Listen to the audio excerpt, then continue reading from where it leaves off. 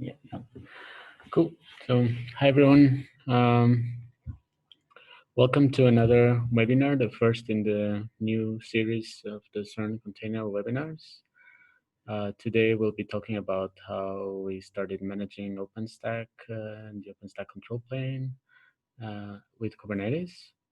The webinar will be done by Spiros and myself from the CERN Cloud team. If you have any questions during the webinar, feel free to leave it in the Q&A box, and we can cover. There will be plenty of time for questions at the end.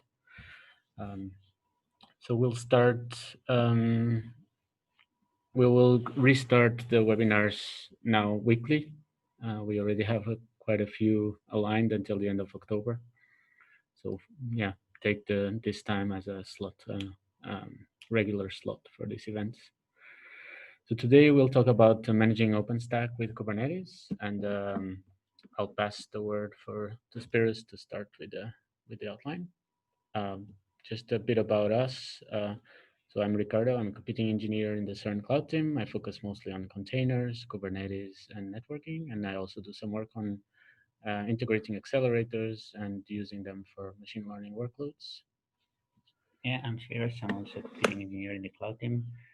I focus mostly on container technologies, Kubernetes, and OpenStack. So for the outline, we will start by describing our OpenStack deployment really quickly, and then we will describe what is the current method of deployment and how many regions and services we have, and then what the containerized deployment looks like that we started migrating a few services, and we will finish with a quick demo. So about our architecture, we use quite a few services of quite a few OpenStack services, like the base ones, Nova, Neutron, Keystone, Cinder, Glance, and then we expand with more for containers like Magnum backed by Heat, and we also have Ironic, Mistral for workflows, Rally for CI/CD, for continuous integration, and Barbican for secrets. So our current deployment has more than 300,000 CPUs. Our users create like 200 VMs per hour. We have more than 30,000 VMs, and the like interesting part for us that we mostly manage the container service that we have more than 500 clusters running, and with a very with an increasing number of nodes, mostly in Kubernetes. That, for example, last year we have almost a bit more than half what we have today, like 1,700, and now we have 3,000 nodes. And so, what does this deployment look like? We have two central load balancers, like one for all the services and one for Keystone. And then we have all the services that I mentioned that usually they're comprised by three components: front-end, API, and back-end conductor or engine, and then MQ and the message broker, which is Rabbit in our case, to communicate between front-end and back-end. For every service, we run at least three instances that match our three availability zones, and we replicate that per region, so for services that are present in multiple regions. All this deployment traditionally since many years is puppetized, and at CERN we have the notion of host groups, and each host group matches a service in OpenStack. So this is a graph for what does this deployment look like. In the middle, we have the load balancer that points to all the OpenStack APIs. Keystone is dedicated and shared across all regions. And then in each region, in the main one, we have all services, and in the additional regions that we'll talk about later, we replicate only a few of the services like Nova and Neutron. The databases required for every service are managed by another team at CERN that offers us like managed databases. So regarding development, because one of the biggest revolutions containers brought us are more streamlined development process that really developers first adopted containers, and then it became more for deployment purpose.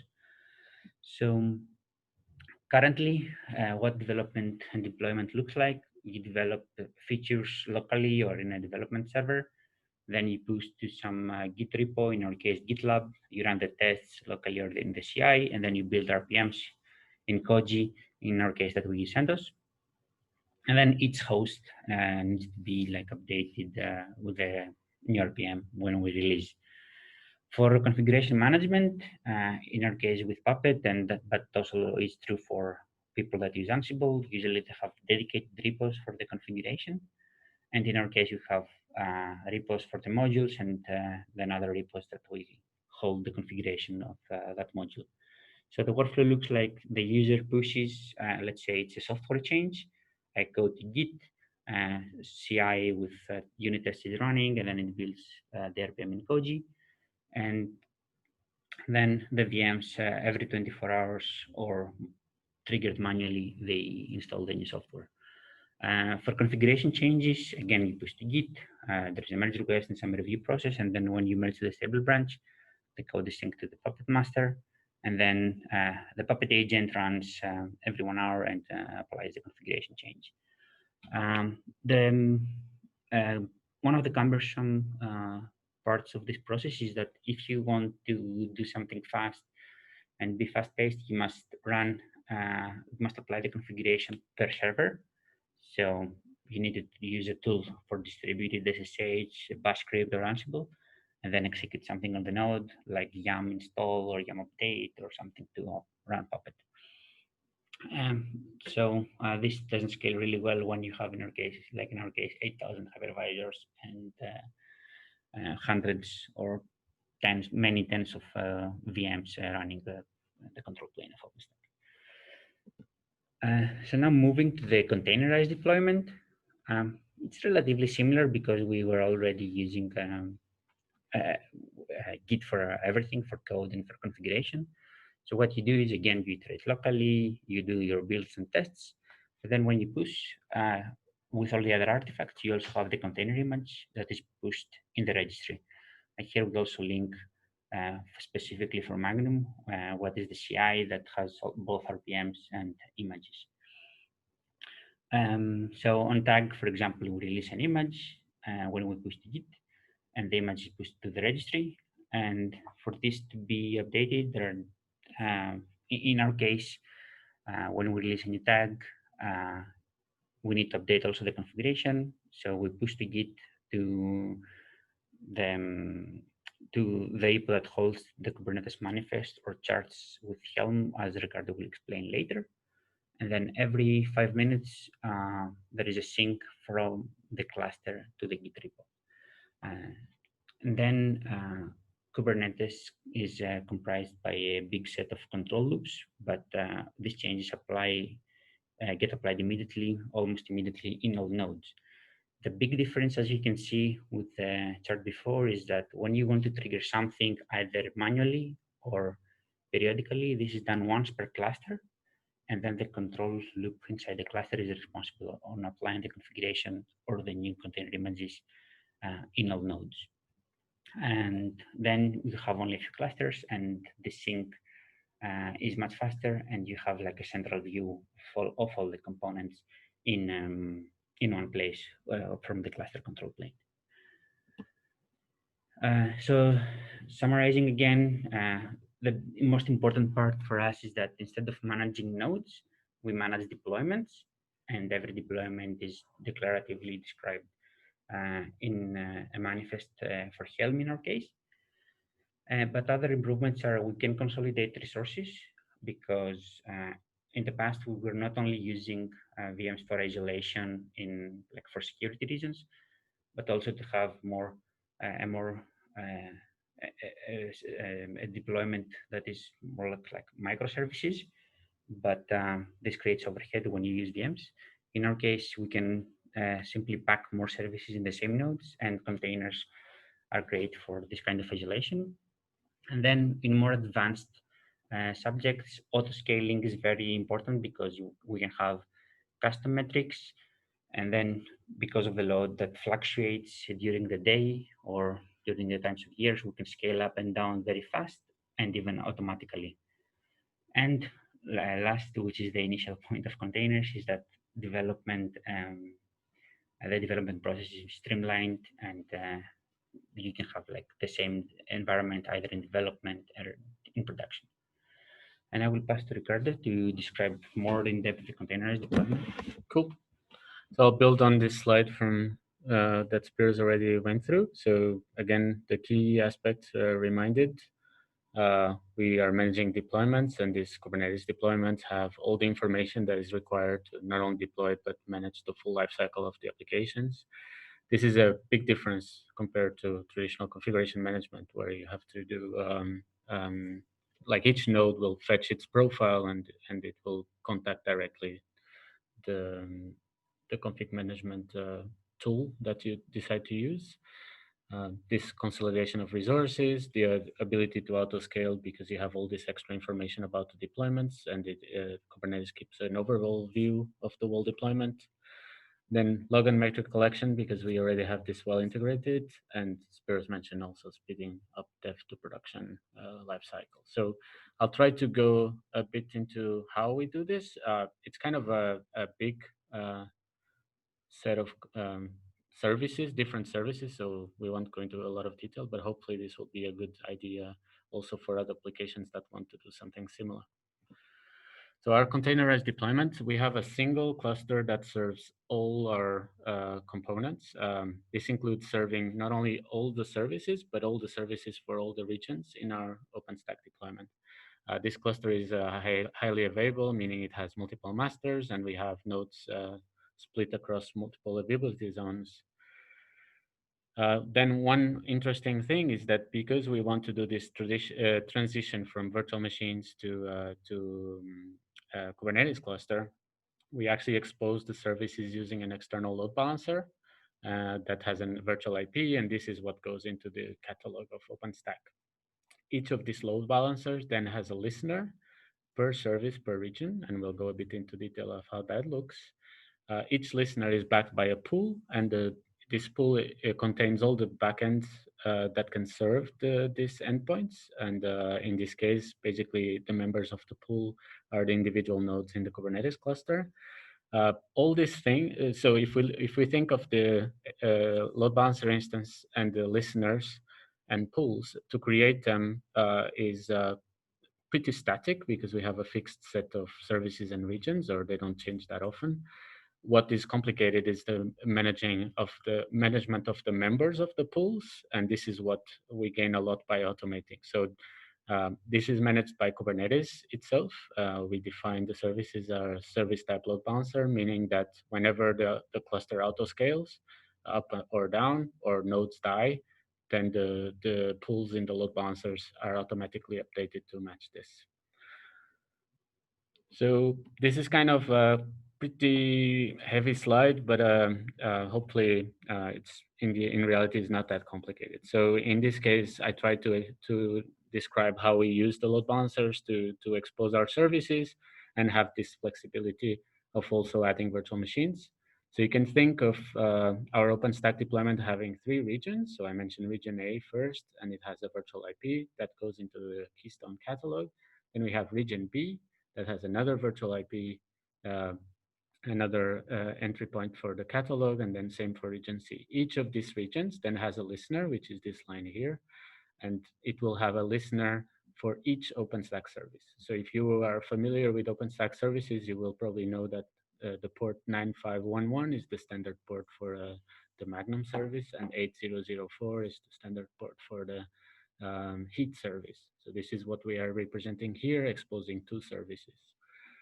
And you can see this is replicated per region, and then each listener is attached to a pool, and the pool has links to every single node in the cluster. So automatically Kubernetes will just populate the pool in the load balancer with the IPs of the individual nodes.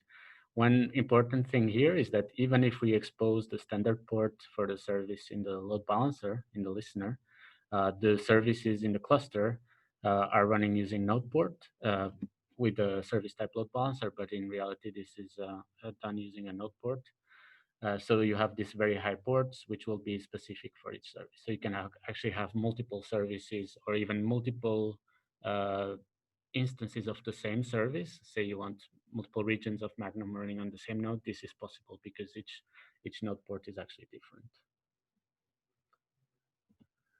So this is kind of just the overview for a Kubernetes cluster being exposed using this load balancer architecture. Now, one thing I mentioned is that this can also help in the transition from virtual machines to containers. This is a key point for us because we have a production infrastructure that is very stable and we know very well how to handle it. And we want to keep our users happy with this stable service. So we want to do this transition gradually. So by having an external load balancer, I mentioned that each listener has a pool, and then we can say that the pool's members can be a cluster, but you can also add virtual machines directly to this pool. And this can be our legacy virtual machines that we want to eventually transition to the new Kubernetes setup. So in this case, I show an example where the pool has a series of VMs, a set of VMs exposing in the standard port. They are added to the pool, and they take 80% 0.8 weight, meaning 80% of the capacity. And then on the other side, we have the Kubernetes cluster where we define the weights in a way that we exposed to 20% of our users or our requests the service using the Kubernetes backend. This allows us to gain some confidence, and at some point we will want to gradually transition to a situation where we gradually switch traffic to the Kubernetes cluster. We start killing some of the virtual machines to get the resources back. We serve 20% of the traffic using virtual machines and 80% using the cluster, and we grow the cluster size as the the load on the cluster increases, or ideally even auto-scaling the size of the cluster as we put more load into it. And then, of course, when we are absolutely happy with this setup, we can get rid of the virtual machines and just serve the full amount, full traffic using the Kubernetes cluster. So this is the example I have here. Now, another story where the load balancer actually also helps is this idea of managing cluster upgrades. So if you've done cluster upgrades of Kubernetes before, there's always a bit of a risk, depending on the versions that you're upgrading to, that the control plane goes bad and you might have some downtime or even like have to recreate this cluster from scratch. So what we've been trying as well is to have explore this load balancer to do exactly the same using Kubernetes clusters. So let's say cluster A is serving using Kubernetes 117, for example, and it's taking 80% of the traffic, and we add a new cluster with 118 that is taking 20% of the traffic. And then when we are happy with the new setup and we know that the service is running stable in 118 version, then we switch the traffic. We do 20% to the old cluster, 80% to the new one, and eventually we get to full traffic flow to the new cluster, cluster B, and we can delete the old one. So again, this transition, if you have auto scaling, you don't even have to resize the clusters. By reducing the traffic in the old one and increasing the new one, the clusters will just auto scale automatically. Now, one key point, if you want to do this kind of multi-cluster deployment, as I mentioned, as I described here, where you might, even if temporarily you might have deployment in multiple clusters, you need to make sure that you automate your service deployment and description. So we've been using Helm for a lot of our internal services over the past couple of years. We know that we know very well how to use Git to maintain the configuration of our services. We are already doing it with Puppet. So actually doing it for containerized deployments is also a big plus because people are used to this kind of flow. So there's a couple of tools that you can use to achieve this. We use Flux in this deployment. The people at CERN use Argo CD for a similar goal. So in the case of OpenStack, what we want to describe in this repository is all the base configuration for all the regions, and then we need a specific configuration per region that has to override the defaults or just complement them. For the Helm deployments, we rely on a Helm chart called OpenStack Helm, which is maintained by the upstream OpenStack community. If you want to know more details about how to use Helm and Flux, we gave a webinar a couple of weeks or a couple of months ago that goes a lot more into a lot more detail than we will go here today. Now, what we will describe now, before we jump into the quick demo, is the flow that we are using to maintain this deployment. So what we do is we have one production deployment, and this is maintained in a single branch, a master branch of our Git repository that contains all the configuration. And then inside this branch, we have the global config for all the deployments, all the regions, and then we have one release per region. So basically what happens is that you do a change in Git, there's this component Flux running inside the Kubernetes cluster that pulls the configuration that should be instantiated inside the cluster. And because we have one Helm release per region, we end up with one release per region inside the cluster. So at CERN, we have multiple regions. In this case, I mentioned CERN, which is our main region. Then we have dedicated regions for our batch service and another fraction of the batch service as well. We are starting to have additional regions. In the example later, I will also use a test region that we have. This means that it's pretty easy to keep doing what we were doing before, where we would apply the change in one repository, but actually now we have one single repository that has all the OpenStack configuration, while before we used to have separate repositories per service. And then instead of every node having to fetch from the central master service configuration service its own profile, we only have one tool, which is Flux, that fetches all the deployment information that is required. This allows us to be a lot more aggressive in how often we fetch these configurations. In our Puppet setup, we have it being done 1 hour, or for services that are really large, even can be even higher than that. In Flux, because it's one instance per cluster pretty much, or just under 5 instances per cluster maximum, even if you're doing canaries, it means that we can do this every minute, which is a big improvement. This is for our production deployment. Then what we've been pretty much experimenting today, but until today, but we can already give an overview of what we are doing. One thing that we need to do is to experiment with different configurations, and we are trying to push them using these canary releases. So for canaries, what we do is you branch out from the same repository. Let's call it experiment 1, the branch. You do a couple of changes so that you create a new release based on an existing one. For example, you can take one region, create a new release, do a couple of changes, and then you just need to basically deploy a new Flux instance that will point, instead of to the master branch, to your experiment branch. And this will mean that in the cluster, we'll end up with a new release, which is completely isolated in a separate namespace in the cluster that has your configuration. And not only that, it will immediately add those instances to the central load balancer, meaning that you can get some traffic into your canary releases. And what this means is that you probably want to put a very low weight in your canaries so that you slowly get confidence with your new configurations.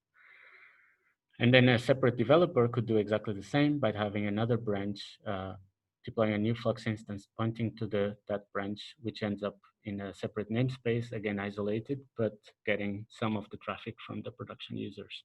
So this is a really nice way to have this kind of more experimental features, but where you need to have production traffic.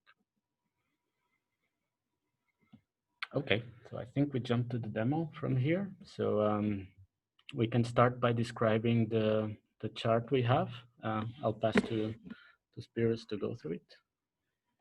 So this is the repo that we hold all the configuration, and there are 3 main directories, which is releases that describe each release that we can indicate in detail after, namespaces where we have one namespace per release, and then in the charts directory that we will inspect now. It has the meta chart or the umbrella chart that includes all dependencies for the services. Um, so if we check the values file, it describes the default values for all services. In this case, since we structure it for all OpenStack services, we have Glance, we have Nova, and then Neutron, Magnum, Heat, and so on, and the message broker that I mentioned before.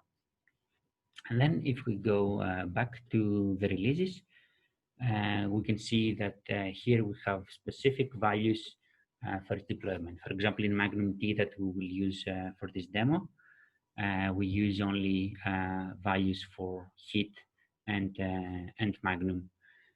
What is a key feature here also that was described in the previous webinar is that all the passwords and secrets are encrypted with SOAPs. And here you can see only a cryptographic hash that we have. And here you can see that the set of values is very small. It has only what is different between each release and in this case each region. And what we also include is the pool ID for the load balancer that Ricardo described before. So this is for Heat, and the nodes of the Kubernetes cluster will join as members to this pool for this load balancer. I think this was it for this for the chart. Now the demo. So yeah, so if you check the previous webinar, you can see a lot of more details. We also document internally for our team to know how to maintain the cluster. So one key feature that we described in a previous webinar as well is that you don't need to be a Kubernetes expert to maintain the service in this way.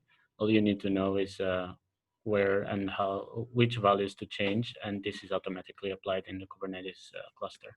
So it kind of gives you a very good separation between what maybe needs to be an expert in Kubernetes to debug any issue with infrastructure, and someone maintaining the service that doesn't have to be an expert in the underlying infrastructure.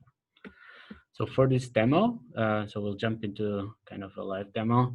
We'll do something pretty basic, but what I want to see, the first thing I mentioned was that we have this load balancer. So I'll start with that. So I mentioned that we had one load balancer instance per region, and you can see here that we have these 3 regions I mentioned in the main slide, and then we have this experimental region, which is where we roll out some features for Magnum specifically. You can see 2 extra load balancers, and this is because we have an HA cluster, meaning that we have a specific load balancer for the Kubernetes API and for etcd as well. And then I mentioned that we have 1 listener per service per region, so you can see this here. Yeah, if I open it here, you can see that we have for each service. So say in this case, we are in this region, we are deploying Magnum and Heat. So in the Magnum T region, we have an instance of Magnum. Magnum T, we have Heat. And then for each other region, in this case, we already deployed it in our main region, CERN. We also have 2 additional listeners. You can see that the listener, as I mentioned in the first slide, in the initial slide, is actually listening on the standard ports for Kubernetes, which is also quite important. So if I give now the list of pools, we have a one-to-one mapping between listeners and pools. And you can see again, 1 per region, per service, we have a different pool. You can define policies. So in this case, we are doing round robin between the members. And then each member can actually have a different weight. So you can still play, even if it's round robin, it will still take that into account. If we go back quickly to this slide, just to have an idea again. So I mentioned, so we already saw the load balancers, 1 per region. We saw the listeners, 1 per service per region. We saw the pools the same. And then I mentioned that every pool has a member that is directly from the load balancer. So if I go back here, the last query I will do here is to show you the members for a specific pool. So in this case, I took the Magnum T region, Magnum service. It has a pool that has all the cluster members registered. So you can see that we actually split the nodes in different availability zones for high availability. And in this case, we are basically distributing the weight the same through all the different nodes. Yeah, and then you can also see that there's an additional member here, and this comes back to this idea of having virtual machines also in the same behind the same pool. So this allows us, in this case, we already did the transition to containerized in this region, but this allows us to have a virtual machine, which is this node here with this funny name, that has all the Magnum front ends running, and it's in the same pool, meaning it's also serving traffic in this service. So that's pretty much the setup of the load balancer. The second thing that is quite interesting is to see here what happens inside the cluster itself. So if I do an ls in the service, you can see that Flux, as we mentioned, will take the configuration from the repository. So we saw from the script, from the overview that Spiros gave of our Git repo, that we are defining two regions. One is called CERN, the other one is called Magnum T.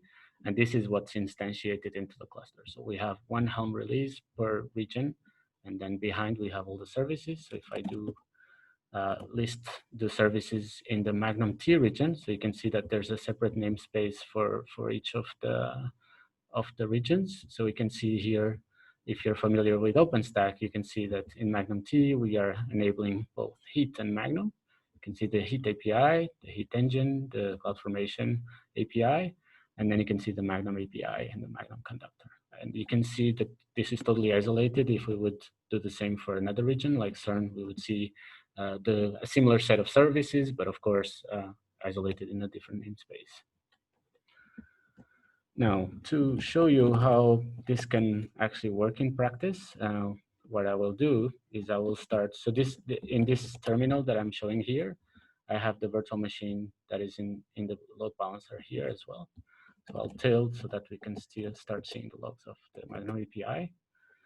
And then here we have the cluster. The rest of the nodes are serving here. So I'll also print the logs of that. Okay, you can see that there's some traffic going through as well, but you can see that it's not very heavy in this region. So what I'll try to do is I'll try to generate some traffic by doing a for loop that will create 100 concurrent requests. And we should see a split of the traffic between Kubernetes and the virtual machine. If we look at the weights, in the virtual machine, we put weight 1, and there's 7 entries in total. So we should get something like 1/7 of the total requests of the 100 requests. It's not never exactly that because the load balancer is not that precise, but something in that ballpark. So I'll generate them. So they went through.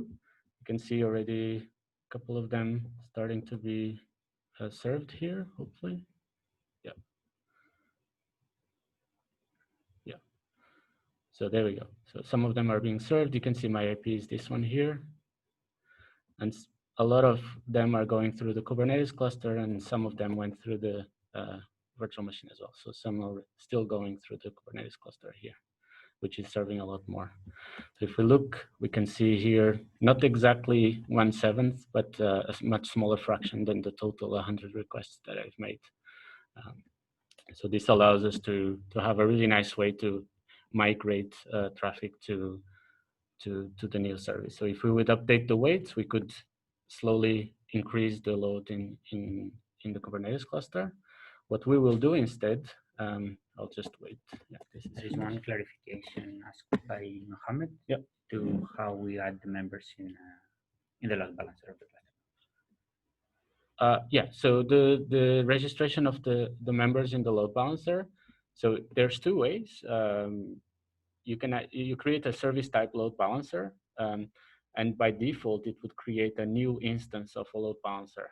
Instead, what we do, and it's here, we pass that in this region. Instead of creating one, we give explicitly a pool ID, meaning that all the members should be added to this pool ID. And this is a configuration that propagates to the service type load balancer inside the cluster. And by default, what it will do, instead of going through the process of creating a load balancer listener pool, it will just skip those, and all it will do is the last part, which is to add the members to the pool directly. I hope this answers your question. Otherwise, can pick it up at the end as well. So the second part here I will do is, as I mentioned earlier, the goal is to eventually get rid of our legacy VM deployments and just move to the containerized deployments. So you can do this by just removing the member from the load balancer, or you can do this just by stopping the service in the VM, and then it will disappear from the load balancer because it's not active anymore.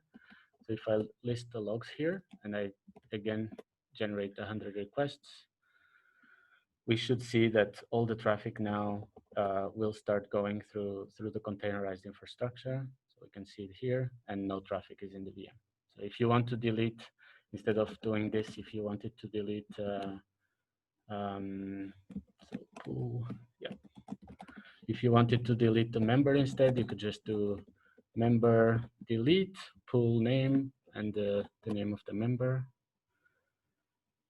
And basically this is, you could then now restart the service, but it's not a member of the pool anymore, so it will still only direct to the to the Kubernetes cluster. So if we list again, we got rid of the VM. We are now fully transitioned to containerized infrastructure. And that's all for the demo today. So there's a lot more that we can describe here, but we only have a limited time. But if you have questions about specific parts, we are happy to answer. You can go back to the presentations. I think we were at the demo. So yeah, so I'll mention a bit about the ongoing work we still have. We are still going through to be fully happy with our containerized deployment. So one thing is to expand to all the services. So as we mentioned, like we started doing Magnum and Heat, but we have one deployment in a separate cluster that actually does all the services, and we already have the configuration, but we didn't enable yet in our production regions. So this is something that we'll do very soon because all the setup is already there. One big one is this idea of auto-scaling. So this is one of the main pushes for moving to containerized infrastructure. So by default, if you enable something like horizontal pod auto-scaling, which you should, it will try to use an existing metric like CPU usage or memory usage, and you set a target and you say, okay, I want my CPU usage overall in all my replicas to stay at 80%, and then it will scale up and down to try to stay at that target. Now, for services like OpenStack frontends, CPU usage is not a metric that you want to use. What you want to use is a metric that will guarantee that the average request latency stays at something that is acceptable. So say your users are happy if your service is responding at 100 milliseconds for each request, then you should set that as a target. And then whenever that latency increases, the cluster will increase the number of replicas to try to lower it. And then if it decreases, it actually kills to save resources. The good thing about this is that in addition to this default horizontal pod autoscaling, we have cluster autoscaling enabled at CERN, which means that if the number of pods increases to keep the latency at these levels, more than what the current cluster size can accommodate, it will just add automatically more nodes. And the same if it reduces and some nodes are now idle, it will kill those nodes and give the resources back. The second thing, the other thing we want to do is to also configure not only the control plane of OpenStack, but also configure the compute nodes directly. So this is where the gain will be the most for us, because suddenly we don't have to have all these thousands of individual nodes contacting our central configuration management. It will be done using Flux in the same way that we're doing now. There are some challenges there because we have 10,000 individual nodes. So having a 10,000 node cluster, a single Kubernetes cluster is kind of a challenge. So we'll need to split into multiple clusters. But again, if we automate everything using Helm and Flux, this won't be a problem either. And then the last bit is we already have all the logs and metrics being collected and forwarded to our central monitoring service. But for now, we are actually pushing only the raw logs. This is not what we do in our existing infrastructure, where the logs are actually parsed on the client side. and then the structured logs are pushed centrally. And this is really useful if you're having something like Elasticsearch or any kind of similar service, where then the queries can be much richer than just if you have the raw logs. So, but what also all this work didn't came just like this easily. There were some pain points that we faced and some improvements that we would like to have. So, the OpenStack Helm provided by the OpenStack community is very rich as a chart. It has many options. It's very flexible. You can extend it very much.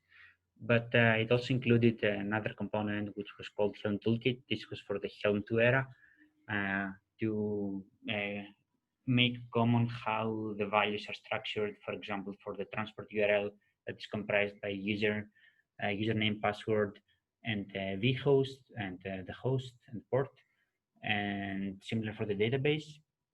And now with Helm 3, you can still use it, but it would be better to not have it as a dependency.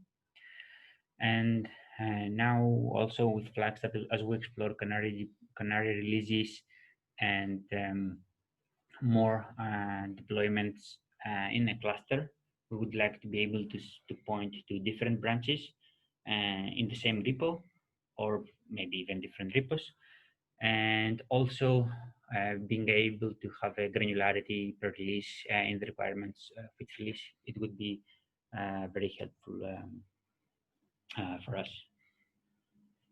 Cool.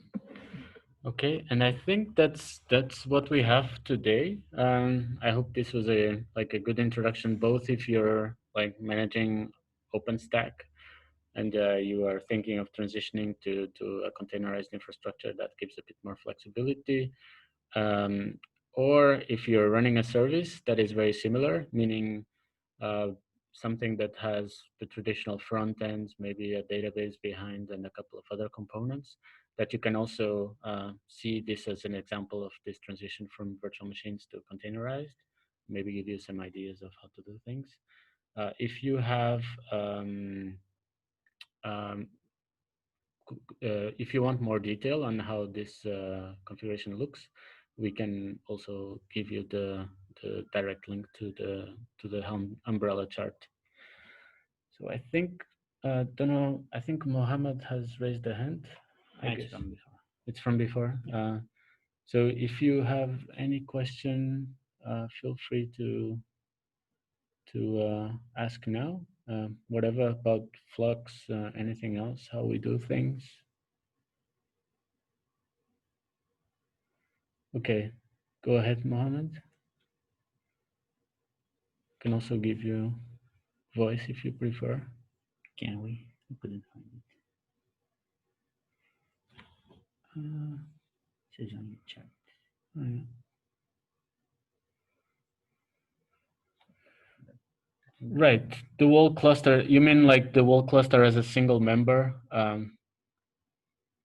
Right. Yeah. Okay, that's actually a good point.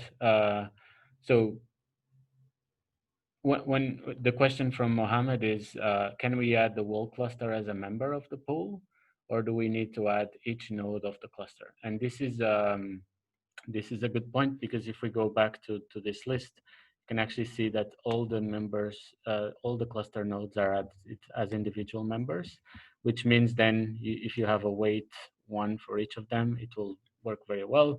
But maybe this is not what you want. You want to have like a single entry here in the pool that represents the wall cluster, and then you have like virtual machines as additional members, and you can control the weights better.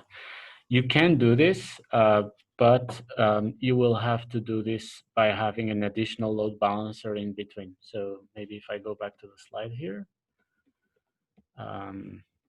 So the idea would be that instead of having in the pool every single member added, you will have an additional load balancer here, to which all the nodes of the cluster will have to register, and then you add that load balancer directly to the main pool.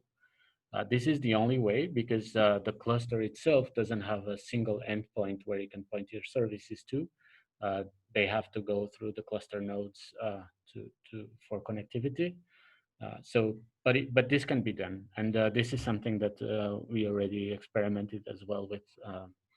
It makes sense, but it does mean that you would have to, the same way you're probably having a script or doing manually adding the virtual machine to the pool, you would have to add that load balancer to the pool. So you could basically automate the registration of the nodes in this intermediate pool and then manually add that one. Does this answer your question, Mohammed? Cool. Awesome. Okay. Any additional question?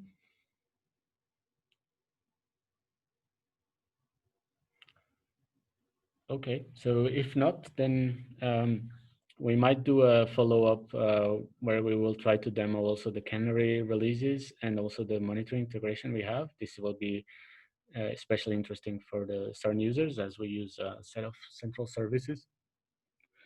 But yeah, if you have any question in between, you have our contacts and feel free to reach out. Otherwise, thanks everyone for attending and see you next week. Thank you.